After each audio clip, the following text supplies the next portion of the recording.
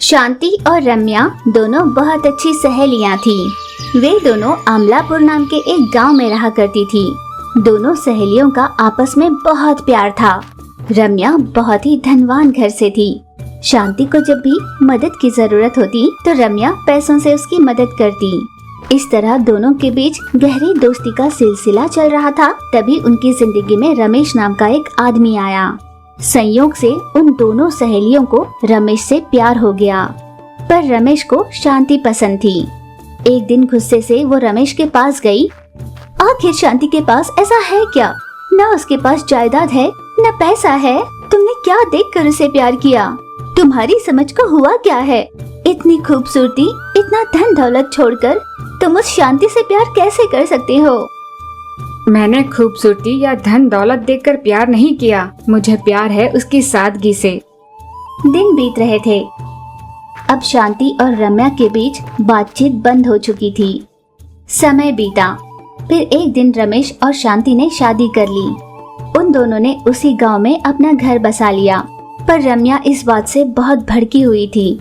इसी गुस्से के चलते उसने तय किया कि वो कभी शादी नहीं करेगी। जब शांति पेट से थी तब हर पूनम की रात रमेश अजीब अजीब सा बर्ताव किया करता था।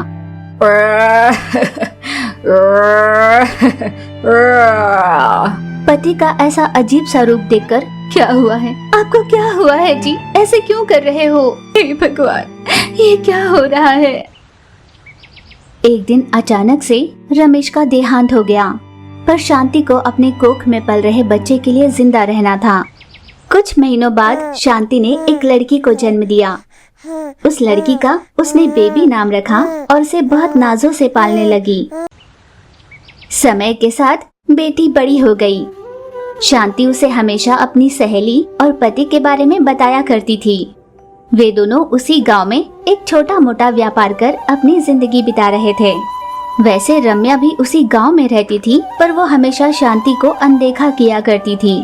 ऐसे में एक दिन रम्या अपने घर पर अकेली बहुत ही उदास थी, क्योंकि उसकी जिंदगी में उसका अपना कोई नहीं था। जैसे ही शांति को ये बात पता चली, वो तुरंत अपनी सहेली के पास गई। रम्या, तुम इतनी दुखी क्यों हो? तुम्हारे साथ कोई नहीं इसीलिए ना? चलो तुम मेरे साथ चलो, मेरे साथ ही रहना। शांति, तुम बहुत ही अच्छी हो।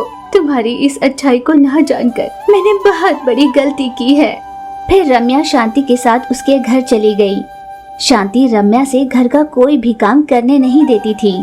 बेबी ने रम्या के पास जाकर कहा, मेरी माँ हमेशा आपके बारे में बताती रहती है। आपने माँ की कई बार बहुत सहायता की है। बेबी से ये सब जानकर रम्या को बहुत बुरा लगा। वो आंसू बहाती हुई घर से बाहर निकली। हे भगवान, मैंने शांति की अच्छाई को जाना ही नहीं और बदला लेने की ओर में मैंने उसके पति पर काला जादू करवा कर उसे मार डाला।